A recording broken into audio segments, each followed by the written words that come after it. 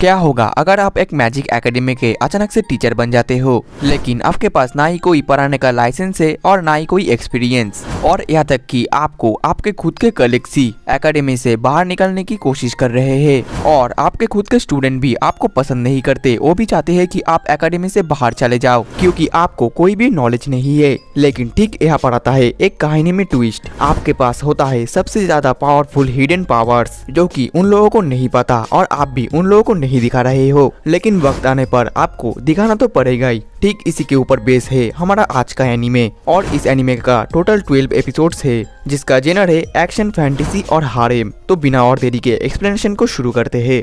Episode के starting में हम एक बच्चे को देख पाते हैं जो कि एक मैच की कहानी का बुक पढ़ रहा होता है। फिर कुछ साल बीत जाते हैं और वो बच्चा अब बड़ा हो जाता है और बोलता है मैं एक पावरफुल मेज बनना चाहता हूँ जस्टिस के लिए। फिर हमें एक शहर को दिखाया जाता है और बताया जाता है कि इस सिटी का नाम है फेजिटे, जो कि अल्जानो एम्पायर के दक्षिण में बसा हुआ है और इसी के अंदर अल्जानो इम्पेरियल के सबसे ज्यादा पावरफुल मैजिक एकेडमी भी लोकेटेड है। इसके बाद हम एक लड़की को देख पाते हैं जो कि एक जगह पर किसी के लिए वेट कर रही होती है, लेकिन तभी उसके साइड के एक बूढ़े आदमी को हाथ में चोट लग जाता है, जो देखकर वो लड़की उस बूढ़े आदमी के पास चली आती है और अपने मैजिक की मदद से उस बूढ़े आदमी के चोट को ठीक कर देती है। और ये देखकर तो वो बूढ़ा आदमी भी काफी ज्यादा शॉक्ड होता है और बोलता है तुम उस मैजिक एकेडमी के स्टूडेंट हो, है ना? वहाँ के स्टूडेंट तो काफी ज्यादा अच्छे होते हैं। वो लड़की बोलती है एकेडमी के बाहर मैजिक यूज करना गलत बात है, इसलिए आप इस बात को सीक्रेट रखना। और इस लड़की का नाम रूमिया होता है।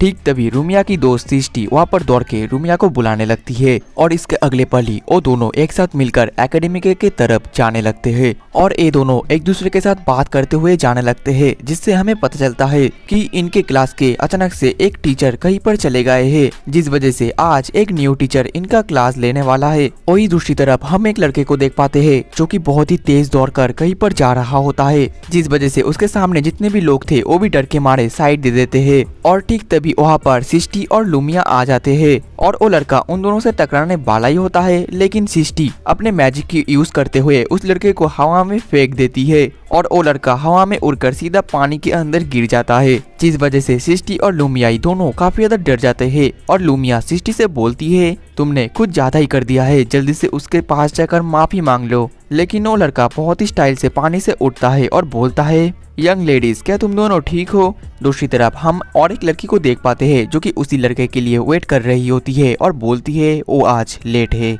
वहीं पर वो लड़का सिस्टी और लूमिया से बोलने लगता है रास्ते के ऊपर से चलना डेंजरस हो सकता है, जिस वजह से थोड़ा ध्यान से चला करो। जिसमें सिस्टी बोलती है ये तो हमें तुम्हें बोलना चाहिए था। तभी लूमिया सिस्टी को बोलने लगती है तुम्हें ऐसे रूड होकर बात नहीं करना चाहिए, पहले ही तुमने उसके लिए कुछ ज्यादा ही कर दिया था, इसलिए जाओ और उससे माफी मांग लो। फिर सिस्टी और लूमिया दोनों ही उस लड़के से माफी मांगने लग जाते हैं और वो लड़का तो अभी भी बहुत ही ज्यादा स्टाइल होकर वहाँ पर खड़ा हुआ होता है और फिर वो बोलने लगता है तो फिर तय हो गया, इस एक्सीडेंट में मेरा कोई भी दोस्त नहीं था, जो भी था वो सब कुछ तुम्हारा था, लेकिन कोई बात नहीं, मैं तुम दोनों को माफ कर दूंगा। तभी वो लूमिया को बहुत ही ध्यान से देखने लग जाता है और फिर लूमिया के एक एक बॉडी पार्ट को छूकर चेक करने लग जाता है और उसके बहुत ही ज्यादा क्लोज आकर बोलने लगता है क्या हम दोनों कहीं पर मिल चुके हैं? लेकिन तभी बीच में सिस्टी आकर फिर से अपने मैजिक की मदद से उसको हवा में फेंक देती है और वो लड़का फिर से पानी के अंदर गिर जाता है। वहीं पर सिस्टी बहुत ही ज्यादा गुस्से में होती है और बोलती है तुम ऐसे ही किसी लड़की को विदाउट परमिशन उसको टच नहीं कर सकते, ठरकी कही के, और ये बोलकर वो दोनों वहाँ से चले जाते हैं।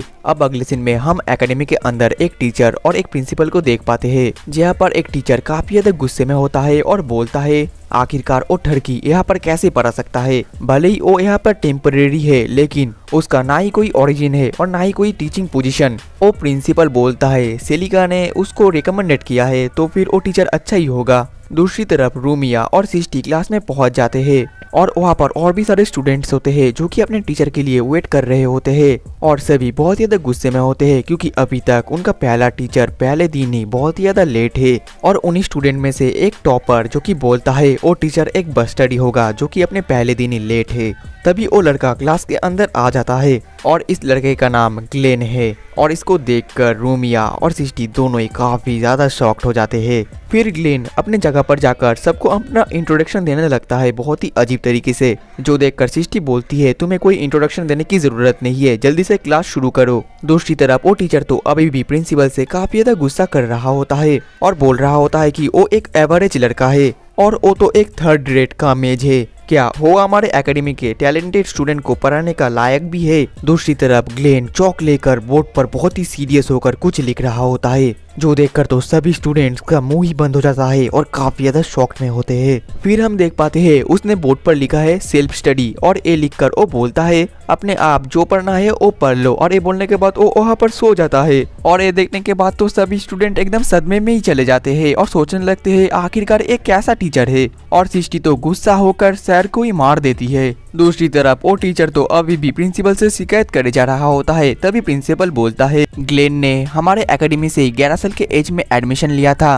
और 15 साल में उसने इस एकेडमी को छोड़ दिया था और बाकी 4 साल वो अचानक से गायब हो गया और हमें भी नहीं पता वो कहाँ पर था। जो सुनने के बाद तो वो टीचर बोलता है कि वो बेकार फूलिश मेज जो कि अपने 4 साल तो बर्बादी करेगा ना, उसको इस एकेडमी से जल्दी से बाहर निकालो। तभी वहाँ पर सेलिका आ जाती है जो कि काफी ज्यादा गुस्से में होती है, जो देखकर तो वो टीचर भी वहाँ पर डर जाता है। और सेलिका बोलती है तुम्हें जो मर्जी है तुम मेरे बारे में बोल सकते हो, लेकिन अगर तुमने मेरे सामने ग्लीन के बारे में कुछ कहा तो मैं तुमको नहीं छोड़ूंगी। ये सुनने के बाद तो वो टीचर डर के मारे वहाँ से भाग जाता है। और उस टीचर के जाने के बाद प्रिंसिपल सेलिका से बोलता है ग्लेन क्या हमारे स्टूडेंट्स को पढ़ा भी पाएगा। सेलिका बोलती है आप टेंशन मत लो, वो जो भी अचीव करेगा सब कुछ मेरी जिम्मेदारी है, मैं उस टीचर का पूरा रिस्पॉन्सिबिलिटी लेती हूँ। जो सुनकर प्रिंसिपल बोलने लगता है तुम उसके लिए इतना कुछ क्यों करोगे, तुम्हारे साथ उसका रिलेशन क्या है। जिसमें सेलिका बोलती है ये कोई हैप्पी स्टोरी तो नहीं है, लेकिन उसके साथ मेरा एक अलग ही कनेक्शन है। दूसरी तरफ ग्लेन उन लोगों को पढ़ाना शुरू कर देता है और वो बहुत ही ज्यादा अजीब तरीके से उन लोगों को पढ़ाता है, यहाँ तक कि उसका जो हैंड राइटिंग है वो भी काफी ज्यादा बेकार होता है, जिस वजह से तो कोई भी स्टूडेंट उसका हैंड राइटिंग नहीं समझ पाता। और सिस्टी का तो गुस्सा तो बढ़ता ही चला जा रहा होता है, वो काफी ज्यादा उस टीचर से गुस्सा होती है। तभी एक लड़की ग्लेन से एक सवाल करती है, जो सुनने के बाद ग्लेन बुक में कुछ उस सवाल का आंसर ढूंढने लगता है। और कुछ देर आंसर ढूंढने के बाद वो बोलता है तुमने जो सवाल किया है ये तो मुझे भी नहीं पता, इसलिए तुम खुद जाकर उस सवाल का आंसर ढूंढ लो। और ये देखकर सिस्टी गुस्सा होकर खड़ी होती है और टीचर से बोलने लगती है तुम एक टीचर हो और तुम्हें हम लोगों को सिखाने का एक जॉब है, तुम्हें कोई रिस्पॉन्सिबिलिटी भी है या नहीं। ग्लेन बोलता है मैंने तुमको बोला ना कि मुझे आंसर नहीं पता। ये सुनने के बाद सिस्टी और कुछ बोलने जाने ही वाली होती है, तभी क्लास का घंटा बज जाता है और घंटा सुनकर स्टूडेंट से पहले ग्लेन वहाँ से भाग जाता है और काफी ज्यादा खुश भी होता है। और ये देखकर हमारा टॉपर बोलता है वो सच में एक बस्टर्ड है। देन अगले सीन में रूमिया सिस्टी और बाकी सब अपने कपड़े चेंज कर रहे होते हैं, क्योंकि इन लोगों का अगला क्लास एल्केमी लैब में होता है। वहीं पर सिस्टी तो अभी भी उस टीचर के ऊपर काफी ज्यादा गुस्सा होती है और बोलती है मैं काफी ज्यादा फ्रस्ट्रेटेड हो गई हूँ, मुझे अपने आप को हील करना पड़ेगा। और ये बोलने के बाद ही सिस्टी रूमिया के चंगू मंगू को पकड़ने लग जाती है और सिस्टी बोलने लगती है तुम्हारा स्किन काफी ज्यादा प्यारा और सफेद है और तुम्हारे चंगू मंगू भी काफी ज्यादा बड़े हो गए हैं, पता नहीं मेरा सब न्यूट्रिएंट कहाँ पर चला जाता है। ठीक तभी वहाँ पर ग्लेन वहाँ पर आ जाता है और वो दरवाजे को लात मारकर खोल देता है और बोलता है तुम लोगों को नेक्स्ट क्लास के लिए कपड़े चेंज करने की कोई जरूरत नहीं है। लेकिन तभी वो नोटिस कर पाता है कि वहाँ पर सभी लड़कियाँ आधी नंगी होती है, जो देखकर वो बोलता है तुम लोग टेंशन मत करो, मैंने कुछ भी नहीं देखा। और इसके अगले पल ही सभी लड़कियाँ उसको मारकर उसके नाक से खून ही बाहर निकाल देती है। और इसके अगले पल हम फिर से सिस्टी को देख पाते हैं जो कि काफी ज्यादा उदास होती है और बोलती है हमारा एल्केमी लैब भी कैंसिल हो गया। ठीक तभी वहाँ पर रूमिया अपना खाना लेकर आ जाती है और बोलती है मैं समझ सकती हूँ तुम कैसा फील कर रही हो, लेकिन चलो अब हमारे लंच को एंजॉय करते हैं। और अचानक से वहाँ पर ग्लेन भी अपना खाना लेकर आ जाता है और खाना खाने लग जाता है, जो देखकर तो सिस्टी उसके ऊपर फिर से गुस्सा करने लगती है। और रूमिया भी ग्लेन के खाने से कुछ खाना टेस्ट करती है जो कि उसको काफी ज्यादा अच्छा लगता है। इसके बाद ग्लेन सिस्टी से बोलता है तुम इतना ज्यादा कम खाना क्यों खा रही हो। सिस्टी बोलती है इससे आपका कोई मतलब नहीं है। ये सुनने के बाद तो ग्लेन काफी ज्यादा सीरियस हो जाता है और आसपास के बाकी स्टूडेंट्स भी उन दोनों की तरफ ही देखने लग जाते हैं। फिर सिस्टी उठकर कुछ बोलने वाली होती है, तभी ग्लेन अपना खाना उसके मुंह के अंदर डाल देता है और बोलता है तो फिर कैसा लगा मेरा खाना। वही दूसरी तरफ हम सेलिका को देख पाते हैं जो कि एक जगह पर बैठकर कुछ सोच रही होती है। तभी हमें एक पास्ट के सीन को दिखाया जाता है जहाँ पर सेलिका ग्लेन के पास जाकर उसको एकेडमी में पढ़ाने के लिए इनवाइट करती है, जिस पर ग्लेन मना कर देता है। जो सुनने के बाद सेलिका गुस्सा हो जाती है और बोलती है, अगर तुमने मेरे ऑफर को रिजेक्ट कर दिया तो मैं तुम्हें आग से भून डालूंगी, या फिर बर्फ से जमा दूंगी, या फिर खतरनाक लाइटिंग से तुम्हें शॉक दूंगी। ये सुनने के बाद तो ग्लेन डर के मारे सेलिका के सामने झुककर माफी मांगने लग जाता है और बोलता है कि मुझे सच में काम नहीं करना। फिर सेलिका एक बहुत ही ज्यादा पावरफुल अटैक कर देती है, जो देखकर तो ग्लेन का मुंह खुला का खुला ही रह जाता है और वो काफी ज्यादा डर जाता है। लेकिन ये अटैक मिस हो जाता है, जिस वजह से ग्लेन बच जाता है और सेलिका बोलती है, अगली बार मैं जो अटैक करूंगी वो मिस नहीं होगा। अब अगले सीन में हम फिर से ग्लेन को देख पाते हैं जो कि हर एक पीरियड में सो रहा होता है और कुछ उल्टा सीधा ही कर रहा होता है, और जिस वजह से सृष्टि काफी ज्यादा गुस्सा हो जाती है और फिर वो खड़ा होकर बोलती है, मैं ये नहीं बोलना चाहती थी, लेकिन मैं नोबेल फीमेल फैमिली से बिलोंग करती हूँ और अगर मैं चाहूँ तो मैं अपने फादर से बोलकर तुम्हें इस एकेडमी से बाहर निकाल दे सकती हूँ। ये सुनने के बाद तो ग्लेन सृष्टि के पास आकर उसके हाथ को पकड़ लेता है और बोलता है, मैं तुम्हारे फादर के ऊपर भरोसा करता हूँ, वो मुझे जरूर निकाल देंगे। मैं काफी ज्यादा खुश हूँ, अब मैं इस एकेडमी से बाहर जा सकता हूँ। और ये सुनने के बाद तो सृष्टि इस बार काफी ज्यादा गुस्से में आ जाती है और अपने हाथ के ग्लव्स को खोलकर ग्लेन के मुंह पर मार देती है और उसको फाइट के लिए चैलेंज कर देती है। ये देखकर तो बाकी सारे स्टूडेंट्स के मुंह खुला का खुला रह जाता है और वो काफी ज्यादा शॉक्ड हो जाते हैं। वहीं पर हमारा टॉपर बोलता है, ये तो अब इंटरेस्टिंग होता जा रहा है। दूसरी तरफ सृष्टि बोलती है, क्या तुम इस चैलेंज को एक्सेप्ट करते हो? और इस बार तो सिचुएशन काफी ज्यादा सीरियस हो जाता है। दूसरी तरफ रूमिया सृष्टि को ये सब करने के लिए मना करने लगती है और ग्लेन से माफी मांगने के लिए भी बोलने लगती है। ग्लेन बोलता है, आखिरकार तुम चाहते क्या हो? सृष्टि बोलती है, मैं सिर्फ चाहती हूँ कि तुम अपने एटीट्यूड को सही करो और हमें फुल रिस्पॉन्सिबिलिटी के साथ पढ़ाना शुरू करो। ये सुनकर ग्लेन बोलता है, लेकिन अगर मैं जीत गया तो मेरे डिमांड भी तुम्हें पूरा करना पड़ेगा, जिसमें कि सृष्टि हाँ में जवाब देती है।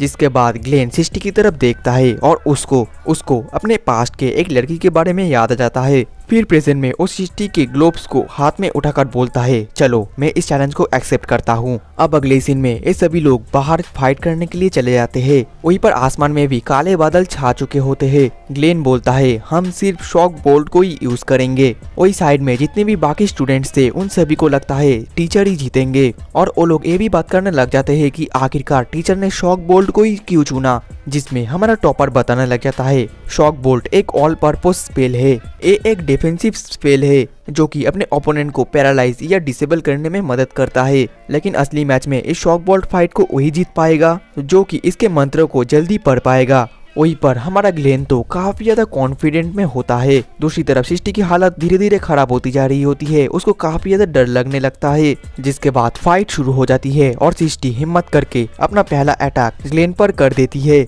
वहीं पर सभी लोग बहुत ही ज्यादा शॉक्ड में होते हैं। दूसरी तरफ ग्लेन को उस अटैक की वजह से काफी ज्यादा जोर से शॉक लगता है और वो तो चिल्लाना शुरू कर देता है। फिर ग्लेन उठता है और बोलता है, मैं तो बस टहल रहा था, इसलिए ये 3 राउंड का मैच होगा। इसके बाद ग्लेन भी अपने अटैक को तैयार करने लगता है, लेकिन उससे पहले सृष्टि उसके ऊपर फिर से शॉक बोल्ट का अटैक कर देती है, जिस वजह से ग्लेन को फिर से शॉक लग जाता है और वो वहाँ पर बेहोश हो जाता है। और अगले राउंड में तो ग्लेन की हालत काफी ज्यादा खराब हो जाता है और वो सृष्टि के ध्यान को बढ़ाने के लिए उसको बोलता है कि वहाँ पर देखो। और ये बोलने के बाद वो हंसता है और बोलता है, तुम तो मेरे जाल में फंस गई। और फिर वो अटैक करने वाला ही होता है, लेकिन इससे पहले सृष्टि उसके ऊपर फिर से शॉक बोल्ट का अटैक कर देती है। जिसके बाद ग्लेन उठता है और बोलता है, मैं तो तुमसे जानबूझकर हार रहा था, लेकिन बाकी सारे स्टूडेंट्स को पता चल जाता है कि ग्लेन इस मंत्रों को जल्दी पढ़ नहीं सकता। तभी सृष्टि बताने लगती है, तो मैं इस बैटल को जीत गया हूँ, इसलिए मैं जो बोलूंगी आपको वही करना पड़ेगा। ये सुनने के बाद तो ग्लेन पूरे बात को ही घुमा देता है और बोलता है कि